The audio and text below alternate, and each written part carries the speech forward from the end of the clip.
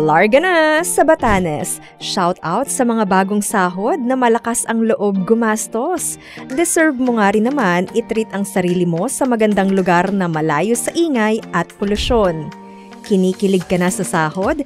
Kikiligin ka pa sa magandang view. Dito sa Mahataw Shelter Port, abot-tanaw mo ang luntiang kabundukan, asul na karagatan at makukulay na bangka.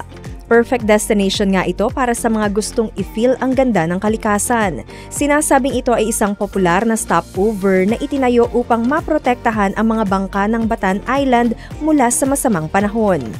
Kung gusto mo naman makita sa personal ang traditional at historic house, katukin na ang House of Dakay. Isa ito sa pinakamatandang istruktura na itinayo noong 1887 at itinuturing bilang isang heritage treasure ng Batanes. Dahil matapos ang malakas na earthquake noong 1918, isa ang House of Dakay sa 5 bahay na nakasurvive.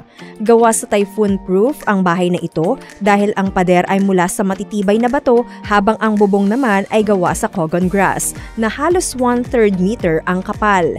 Ito rin ay kinikilala bilang isang World Heritage Building ng United Nations Educational, Scientific and Cultural Organization o UNESCO.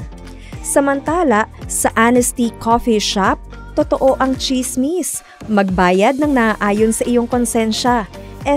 Sa iyong kinuha. Dito ka lang makakakita ng tindahan na walang bantay. Bagaman may mga presyo naman ang lahat ng tinda, kinakailangan mo lang ilagay ang iyong bayad sa isang lalagyan.